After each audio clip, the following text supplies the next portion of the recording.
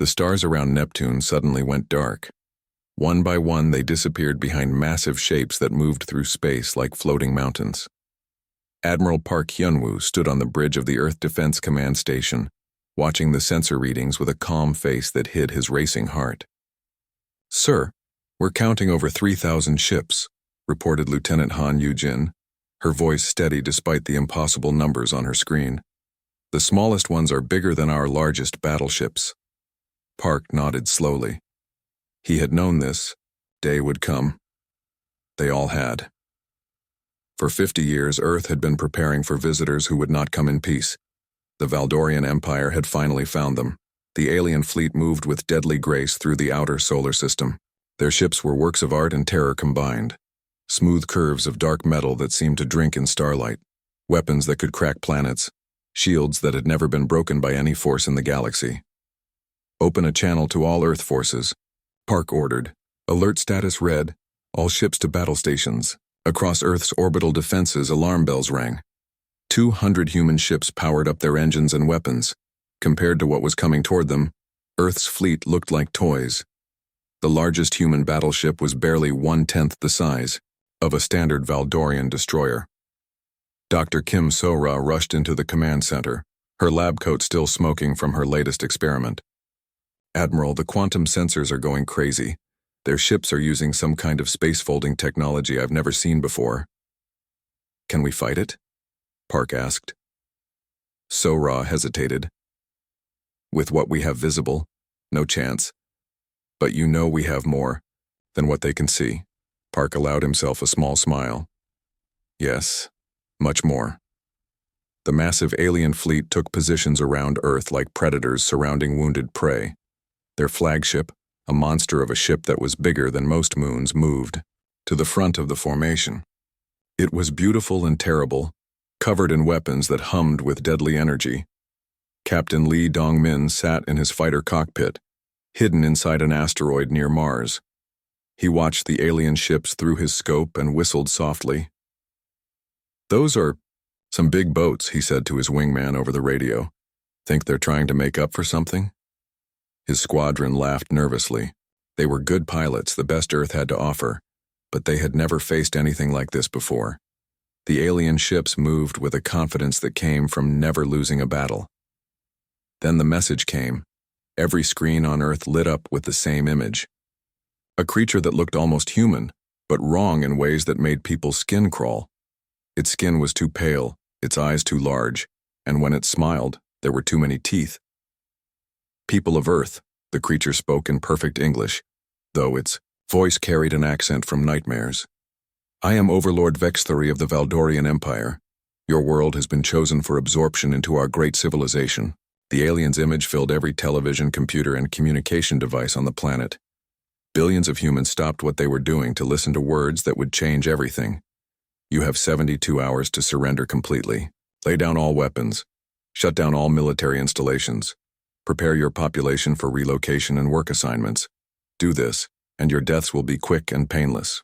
Vexthori's smile grew wider, showing more of those horrible teeth. "Resist and we will turn your world into glass. Your oceans will boil. Your mountains will melt. Every trace of your existence will be erased from the universe."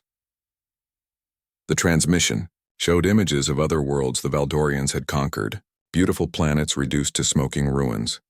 Cities that once held millions, now nothing but crater lakes of melted rock. 17 worlds had fallen to the Valdorian Empire. 17 civilizations had been wiped from existence. "We have done this 17 times before," Vexthori continued. "Each time the local species thought they could resist. Each time they learned too late that resistance is futile. You are not special. You are not unique. You are simply the next planet to join our empire or die." The message ended with coordinates where Earth's leaders could send their surrender. In the command center, Park watched his officers' faces. Some looked scared. Others looked angry. All of them looked ready to fight. These were humans, after all. Being told they couldn't do something had never stopped them before. "Sir," said Commander Lim Hae-won, "request permission to power up the hidden defense grids." "Not yet," Park said quietly. Let them think we're exactly what they expect us to be. Across Earth, the response was immediate and unified. No one seriously considered surrender. From the ice cities of Antarctica to the floating habitats of the Pacific, humanity's answer was the same. Not today. Not ever. President Kang Min-ae appeared on every screen 30 minutes later. She stood in the same command center where Park watched the alien fleet, but her message went to every human in the solar system. Citizens of Earth, she began, her voice clear and strong. We have received the Valdorian ultimatum. They offer us slavery or death. I say we give them a third option. The camera pulled back to show the bustling command center behind her. Hundreds of officers working at stations, preparing for the biggest battle in human history. For 50 years. We have known this day would come. For 50 years we have prepared. Not just to survive, but to win. The Valdorians think they know what humanity is capable of. They think we are just another primitive species that will roll over and die. Kang's eyes grew hard as steel. They are about to learn how wrong they are. On his hidden fighter, Captain Lee checked his weapons one more time. Around him, thousands of other ships did the same. Hidden in asteroids, powered down in the shadows of moons, camouflaged among space debris, an entire fleet that the aliens had no idea existed. Dr. Kim So-ra made final adjustments to weapons that bent the laws of physics. Engineer Yoon Ji-hae ran last-minute checks on defense systems that had been 50 years in the making. Colonel Nam Tae-hyung reviewed attack plans that had been practiced 10,000 times in secret. The Valdorian fleet settled into their standard siege formation. It was the same pattern they had used 17 times before. Overwhelming force, positioned to destroy any resistance quickly and completely. Their ships powered up weapons that could melt continents. Overlord Vexithari stood on his flagship's bridge, looking at the small blue world that would soon be another trophy in his empire's collection. His officers reported that Earth's pathetic fleet was moving into defensive positions, 200 ships against 3,000. It would be over in minutes. The humans are moving their ships into a defensive sphere around their planet, reported his tactical officer. Standard protective formation. Shall we begin the bombardment? Vexthari waved a dismissive hand. Let them huddle around their world like frightened children. It will make the lesson more complete when we crush them all at once. But Admiral Park wasn't huddling. He was positioning his visible ships exactly where the hidden defense network needed them to be. Every move was calculated. Every formation was designed to draw the aliens into the perfect position for what was coming next. The countdown began. 72 hours until humanity's deadline. 72 hours until the Valdorians learned that some prey bite back. In the Aedae depths of space, ancient defense satellites that looked like harmless space rocks began to power up. On Earth's moon, weapons installations hidden inside fake mining operations started their final preparations. Throughout the asteroid belt, an entire fleet of warships prepared to reveal themselves. The Valdorians had chosen Earth because they thought it would be an easy conquest. They were about to discover that humanity's greatest weapon wasn't their technology or their ships. It was their patience. 50 years earlier, a young scientist named Choi Min-ho had been working the night shift at the Deep Space Monitoring Station on Pluto. He was drinking his fourth cup of coffee and fighting to stay awake when the sensors picked up something that changed everything. Radio signals from a dead world. The signals were faint, almost lost in the background noise of space, but they carried a pattern. A desperate message from a dying civilization, broadcast into the void in hope that someone, somewhere, would hear their warning. They came from the dark between stars. The message said in mathematics that any advanced species could understand. Ships like floating cities. They gave us 3 days to surrender. We refused. Now our world burns. Beware the Valdorian Empire. They are coming for you too. Within hours, every government on Earth knew about the signal. Within days, secret meetings were happening in hidden bunkers deep beneath the surface. Within weeks, the Global Defense Initiative was born with Director Choi Min-ho as its head. The first thing they did was listen. Earth's most powerful radio telescopes turned toward the coordinates in the alien message. What they found made everyone's blood run cold. More signals. 17 dead worlds, all broadcasting the same warning, all destroyed by the same enemy. all following the same pattern of conquest and annihilation.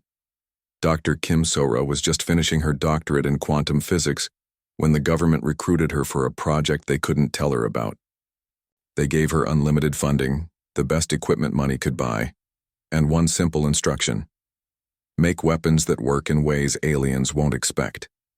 She spent 5 years just thinking before she built anything. The problem wasn't making bigger guns or stronger armor. Earth couldn't compete with an empire that had conquered 17 star systems. They needed something completely different. The answer came to her while watching her neighbor's cat hunt birds. The cat didn't try to fly faster than the birds or grow bigger wings. It hid and waited and struck when the birds thought they were safe. "We can't be stronger than them," she told the defense committee. "But we can be smarter, we can be patient, and we can make them think they know what they're fighting until it's too late to matter." Engineer Yoon Ji-hai built the first quantum phase torpedo in a secret facility on the dark side of the moon. The weapon existed in 11 dimensions at once, making it impossible to detect with normal sensors. When it hit a target, it didn't just explode. It convinced the target's atoms that they wanted to be somewhere else. The first test was on an old asteroid. One moment the rock was there, solid and real. The next moment it was just empty space and confused radiation.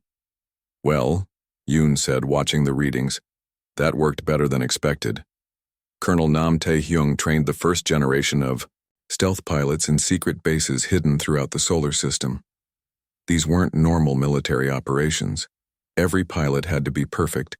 Every ship had to be invisible. Every attack had to be coordinated across millions of kilometers of space. "The aliens fight with honor," Nam told his trainees. "They announce themselves. They fight fair. They give their enemies a chance to surrender. This makes them predictable." Pulled up tactical displays showing the 17 dead worlds. Each one showed the same pattern.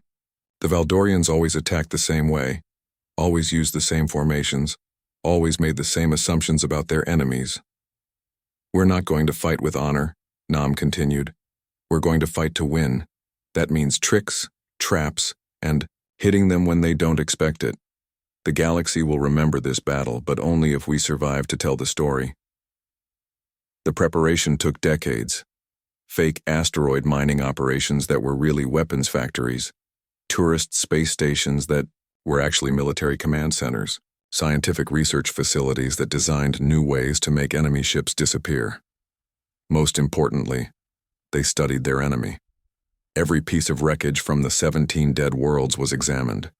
Every surviving radio signal was analyzed. Earth's best minds worked to understand how the Valdorians thought, how they fought, and most importantly, how they could be beaten. Dr. Oh Kyung-soo spent 20 years studying Valdorian psychology from the few surviving records of their conquests. What he learned was both encouraging and terrifying. "They're warriors," he reported to the Defense Council, "but they're warriors who have never lost. They can't imagine defeat because it's never happened to them. This makes them confident, but it also makes them stupid. The Valdorians always fought the same way because it always worked. They never had to adapt because no one had ever forced them to. They were like a champion boxer who had never been hit, dangerous but unprepared for an opponent who fought differently." Earth's hidden fleet grew slowly and carefully. Ships were built in secret shipyards in the asteroid belt and hidden throughout the solar system. Each one was designed to look like space junk until the moment it powered up for battle. The pilots trained in simulators that used real Valdorian tactics learned from studying their previous conquests. Every scenario was practiced until the responses became automatic. Every formation was drilled until it could be executed perfectly, even under fire. "Remember," Captain Shin Bo-ra told her crew during one of thousands of training sessions, "they think we're primitives. They think our technology is simple and our tactics are basic. Let them keep thinking that until we show them how wrong they are." The hardest part was waiting. 50 years of knowing that an enemy was coming but not knowing when. 50 years of building weapons and training soldiers for a war that might never happen. 50 years of keeping the biggest secret in human history. But humans were good at waiting when the stakes were high enough. They were good at keeping secrets when their children's lives depended on it. And they were very good at planning for the day when patience would turn into action When the Valdorian fleet finally arrived at the edge of the solar system, Director Choi was an old man. But he was ready. Earth was ready. Humanity was ready. The aliens saw exactly what Earth wanted them to see. A small, frightened fleet of primitive ships clustering around their home planet. A species that looked like it would surrender quickly when faced with overwhelming force. They had no idea that humanity had spent 50 years turning their entire solar system into the biggest trap in galactic history. The countdown began. 72 hours until the deadline. 72 hours until the Valdorians learned that some species don't just roll over and die. 72 hours until humanity showed the galaxy what happened when you threatened their home. The countdown timer on Admiral Park's screen reached 0. 72 hours had passed since the Valdorian ultimatum. Earth's answer was simple and final. "This is Admiral Park Hyun-woo of the Earth Defense Forces," he broadcast on all frequencies. "The people of Earth have heard your demands. Our answer is no. This is our home. You are not welcome here." Overlord Vexathari laughed when he heard the human response. It was always the same with primitive species. They always thought they could fight. They never understood how badly outmatched they were until their worlds were burning. "Begin the bombardment," he ordered his fleet. "Standard pattern. Destroy their orbital defenses first, then their military installations, then their cities. Make it slow so they understand the price of resistance." The Valdorian fleet moved forward with deadly confidence. 3,000 ships against 200. The biggest weapons in the galaxy against primitive human technology. It should have been over in minutes. The first wave of Valdorian destroyers broke from the main fleet and accelerated toward Earth. Their weapons powered up with energy readings that made human sensors scream warnings. Each ship carried enough firepower to glass a continent. That's when humanity revealed what 50 years of preparation really meant. "All stealth units," Park said quietly into his communicator. "Decloak and engage." Space around the Valdorian fleet suddenly filled with human ships, thousands of them appearing from nowhere like ghosts becoming solid. They had been hiding in asteroid fields, powered down behind moons, camouflaged as space debris. The entire solar system had been one massive hiding place. Captain Lee Dong-min's fighter squadron erupted from inside a fake asteroid near Mars. "Wolfpack Squadron, weapons free," he called to his pilots. "Time to show these visitors some Earth hospitality." His quantum torpedoes streaked through space, invisible until the moment they hit their targets. The lead Valdorian destroyer never knew what killed it. One second it was a mighty warship. The next, it was expanding gas and twisted metal. Captain Shinbora's stealth cruiser Soul's Fury materialized directly behind a Valdorian battle group. Her railguns fired streams of metal that moved at a significant fraction of light speed. The alien ship's shields, designed to stop energy weapons, did nothing against solid projectiles moving that fast. "Target their engines first," she ordered. Her weapons officer. "Let's see how tough they are when they can't run away." All across the solar system, the pattern repeated. Human ships appeared where there should have been empty space. Weapons struck from directions that should have been impossible. The Valdorians found themselves fighting an enemy that was everywhere and nowhere at once. Major Code Jae-sung activated, the hidden defense networks built into the asteroid belt.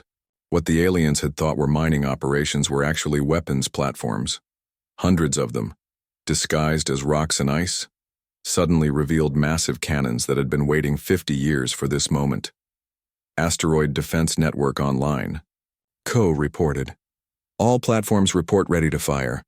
The space around Jupiter lit up like a second sun as the hidden weapons opened fire. Beams of concentrated energy, particle streams, and kinetic projectiles filled the void between worlds. The Valdorian ships, caught completely off guard, found themselves under attack from every direction at once. But the real surprise was yet to come. Lieutenant Han Yu-jin monitored the quantum torpedoes as they found their targets. The weapons Dr. Kim So-ra had designed didn't just damage enemy ships, they made the ships forget how to exist in normal space-time. "Direct hit on the enemy flagship's shield generators," Yu-jin reported. "Their defenses are down by 60%. The Valdorians tried to fight back, but their weapons were designed for ship-to-ship combat at long range. They had never faced an enemy that fought like this, swarming attacks from all sides, weapons that ignored their shields, tactics that made no sense according to galactic military doctrine. "What is this?" Vexthari screamed at his tactical officer. "Where did all these ships come from? Our sensors showed only 200 human vessels." "Unknown, Overlord," the officer replied, panic creeping into his voice. "They must have some kind of advanced cloaking technology. Our sensors are detecting new ships every few seconds." Vexthari watched his mighty fleet being torn apart by an enemy that shouldn't have existed. Human ships moved like schools of fish, coordinating their attacks in ways that seemed impossible. When one group struck, another was already in position to follow up. When the Valdorians tried to concentrate their fire, the humans scattered and regrouped faster than the aliens could track. "Impossible," Vexthari muttered. "No primitive species fights like this. No primitive species has technology like this." "Engineer." Yunjihai watched from her command bunker on Earth's moon as her weapons performed exactly as designed. The quantum torpedoes were working perfectly, phasing through Valdorian shields like they weren't there, and convincing enemy ship hulls to become very expensive clouds of confused atoms. "Torpedo effectiveness at 96%, she reported, to Admiral Park. "Their shields can't stop what they can't detect." The battle raged across the entire solar system. Human ships that had been hiding for decades finally revealed themselves. The aliens found themselves fighting not just Earth's official fleet, but a hidden armada that had been built in secret over 5 decades. Near Saturn, a Valdorian battle group tried to retreat and regroup. They found their path blocked by what looked like a small research station. Then the station unfolded like a deadly flower, revealing weapons that belonged on a battleship. "Research Station Europa to Valdorian ships," came a cheerful human voice over the radio. "You seem lost. Let us help you find your way to hell." The station's cannon spoke with voices of thunder, and 3 more alien ships became expanding clouds of debris. As the first hour of battle ended, the impossible was happening. The mighty Valdorian fleet, undefeated in 17 campaigns, was losing badly. Their perfect formation was broken. Their ships were dying faster than they could count. And somewhere in the chaos, Admiral Park smiled grimly and gave the order that would end the battle. "Phase 2, he said simply. "Release the swarm." Overlord Vexthari stared at his tactical display in growing horror. Red symbols marked his dying ships, scattered across the solar system like drops of blood in dark water. In 2 hours of fighting, he had lost over 800 vessels. 800 ships that had been the pride of the Valdorian Empire, reduced to glowing wreckage and expanding gas clouds. "How?" he whispered to himself. "How is this possible?" His answer came in the form of Dr. Oh Kyung-soo's psychological warfare program. As the battle raged, Earth's communication systems began broadcasting on Valdorian frequencies. But these weren't the usual surrender demands or peace negotiations the aliens expected. Instead, they heard something that made their blood run cold. "Valdorian fleet," came a calm human voice, speaking perfect Valdorian. "We know about Kelthera Prime. We know about the Zephyrian colonies. We know about all 17 worlds you've murdered." The voice continued with details that should have been impossible for humans to know. Battle formations the Valdorians had used decades ago, the names of ships that had been destroyed in previous campaigns, personal information about Valdorian, commanders who had died in battles light years away. "We've been watching you," the voice said, "learning about you, studying you. We know how you think. We know how you fight. We know how you die." On the bridge of his flagship, Vexthari felt something he hadn't experienced in centuries of conquest. "Fear." "Sir," his communications officer said with a shaking voice. "They're broadcasting on 17 different frequencies. Each one contains detailed information about our previous campaigns, information that should be classified at the highest levels." General Baek Soo-jin watched the battle from Earth's primary command bunker, buried 5 kilometers beneath the Korean peninsula. Around her, Hundreds of officers coordinated the most complex military operation in human history. Every ship, every weapon, every tactic had been planned and practiced for decades. Phase 3, she ordered. Activate the adaptive combat protocols. This was humanity's secret weapon. Not bigger guns or stronger armor, but something the Valdorians had never encountered in their centuries of conquest. Human creativity and adaptability in real-time combat. The human ships began changing their tactics every few minutes. Formations that worked in the first hour were abandoned for completely different approaches in the second hour.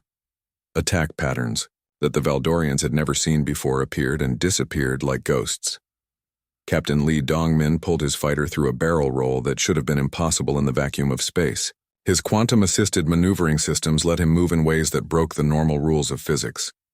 Behind him, 3 Valdorian interceptors tried to follow and ended up crashing into each other. The trick, he told his squadron over the radio, is to not fly like they expect. They've fought 17 species, but they've never fought humans before.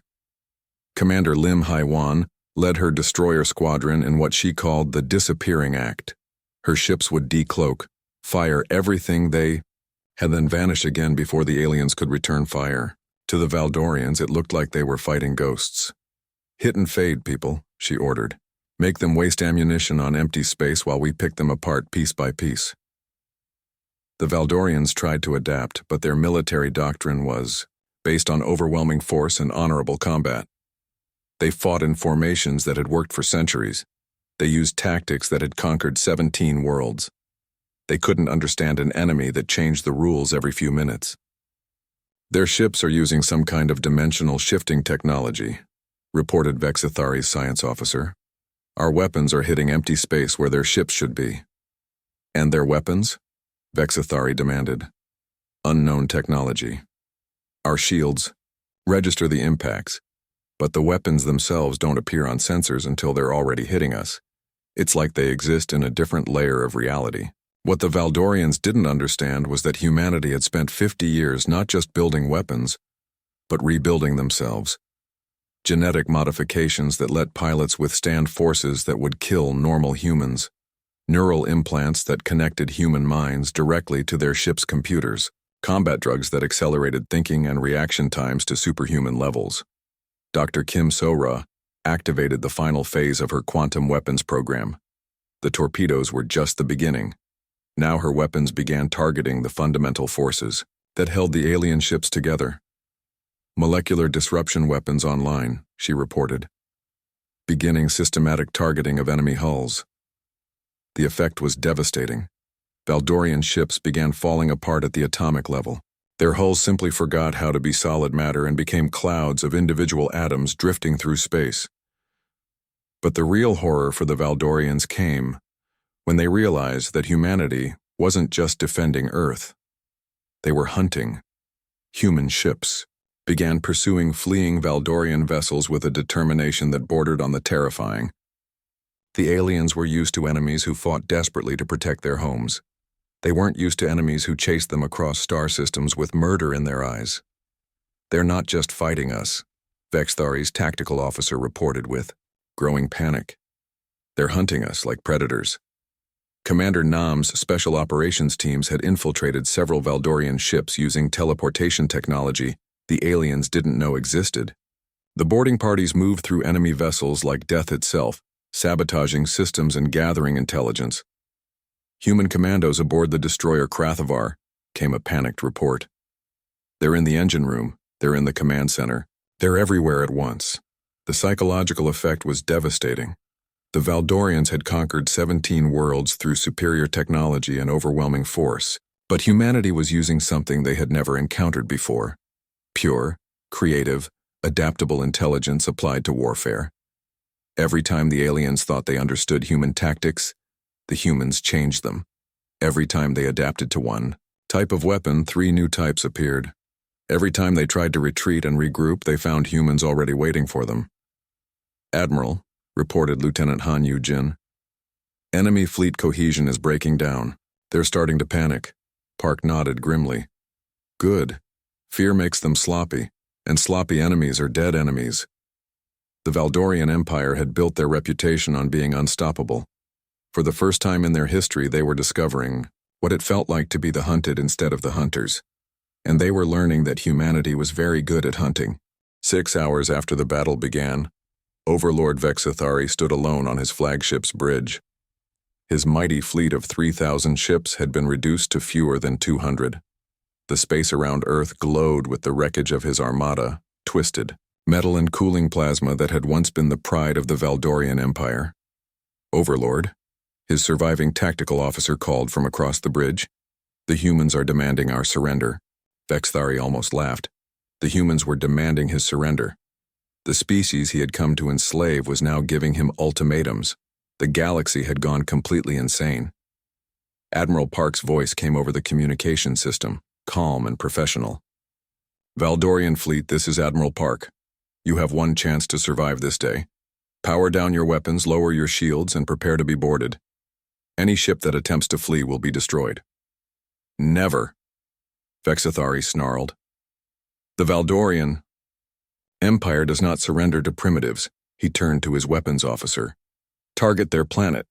If we're going to die here, we'll take their world with us. But when he gave the order to fire, nothing happened. His weapons officer stared at his console in confusion.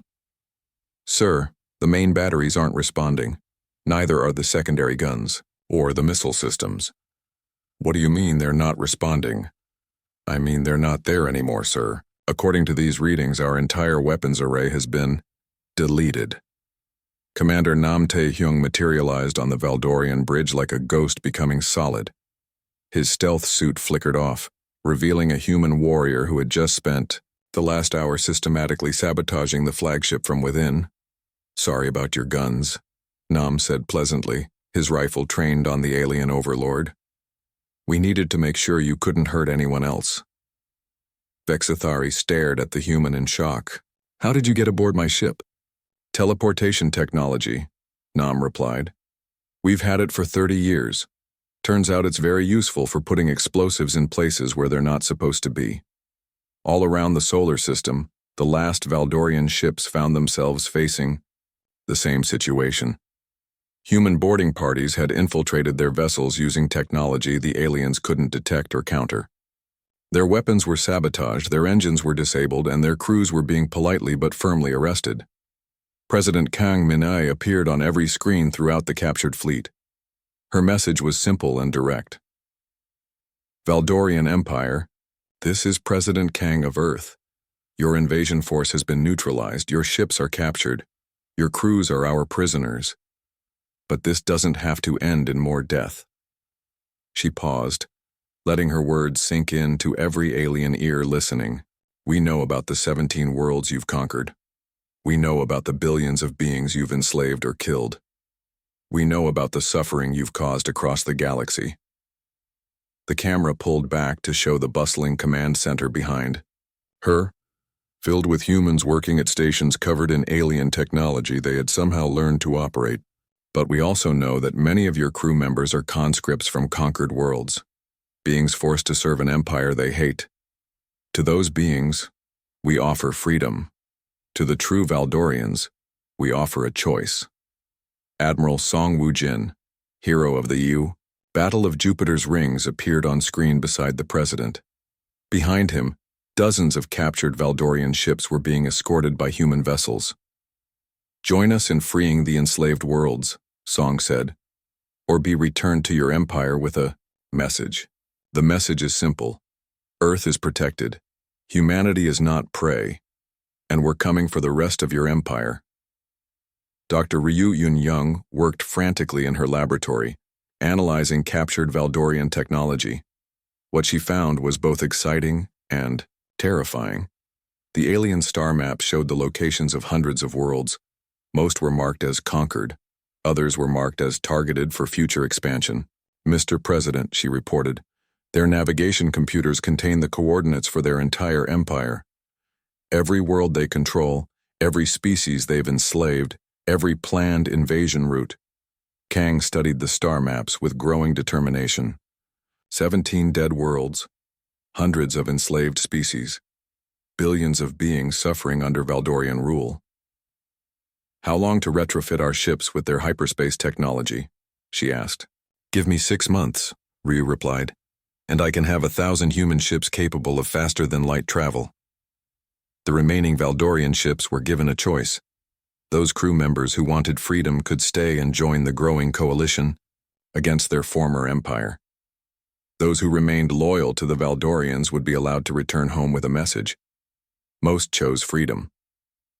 Vexithari was among the few who chose to return to Valdorian space. As his battered flagship limped away from Earth, carrying news of the impossible defeat, he broadcast a final message to his empire. This is Overlord Vexithari to High Command. The Earth expedition has failed. The humans are not primitives. They are something else, something we have never encountered before. His voice shook as he continued. They turned our own tactics against us. They used weapons we couldn't detect with technology we don't understand. They fought like demons and showed mercy like gods. They are predators disguised as prey. The transmission was full of static, damaged by human weapons that had rewritten the laws of physics around his ship. But the message got through. Do not send reinforcements, Vexithari warned. Do not attempt to conquer Earth. Fortify our borders and prepare our defenses. The humans are coming, and they're bringing freedom to every world we've ever touched. 6 months later, the first human liberation fleet left Earth's solar system. 1,000 ships carrying the most dangerous cargo in the galaxy. Hope. Their first stop was Kelthera Prime, the nearest world enslaved by the Valdorians. The planet's inhabitants had been in chains for over a century, working in mines and factories to feed the Empire's endless hunger for resources. When the human ships arrived, they brought more than just weapons. They brought a message that spread through the enslaved populations like wildfire. This is Admiral Park of the Earth Liberation Fleet. The broadcast began. People of Kelthera Prime, your chains are broken. Your slavery is ended. The Valdorian Empire's reign of terror stops here. The liberation of Kelthera Prime took less than a day. The Valdorian garrison, already demoralized by news of the Earth disaster, surrendered without a fight when faced with human ships that seemed to phase in and out of reality. But the real victory came when the freed inhabitants of Kelthera Prime joined the human fleet. They brought with them knowledge of other enslaved worlds, other species suffering under Valdorian rule, and most importantly, the burning desire for revenge against their former masters. The liberation fleet grew with every world they freed: humans, Keltherians, Zephyrians, and dozens of other species united under one banner: freedom for all, slavery for none. Within a year, the Valdorian Empire was crumbling. Their outer territories had fallen to human-led liberation forces. Their core worlds were under siege. Their once mighty fleet was scattered and broken. The empire that had ruled through fear and overwhelming force discovered that there was something in the galaxy more powerful than their weapons. There was hope, and hope, it turned out, was humanity's greatest export. The war ended not with Earth's conquest, but with the Valdorian Empire's complete collapse. The few remaining Valdorian worlds signed peace treaties that guaranteed freedom for all enslaved species and reparations for the 17 dead worlds. President Kang stood in the same command center where she had defied the alien ultimatum, but now she was addressing not just Earth but a galaxy full of free worlds.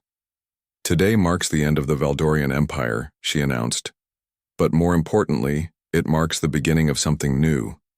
A galaxy where no species enslaves another, where no empire conquers through fear, where freedom is protected by those strong enough to defend it. She paused, looking at the star maps that now showed hundreds of liberated worlds. They wanted Earth. They thought we would be easy prey. Instead, they gave us the greatest gift possible. They showed us that we were not alone in the universe, and they learned that humanity's greatest strength has always been our refusal to give up, no matter the odds. The camera pulled back to show the command center, bustling with beings from dozens of species, all working together to build something better than what had come before. The galaxy is free, Kang concluded, and it will stay that way, because Earth remembers and Earth protects its own. In the years that followed, Earth became the center of a new galactic alliance built on freedom and mutual defense. The human fleet, once hidden in secret, became the guardians of hundreds of worlds. And somewhere in the dark between stars, Admiral Park's words echoed in the minds of anyone who might be thinking of conquest and empire. This is our home. You are not welcome here. The message was clear to any species that might be listening. Humanity was no longer hiding.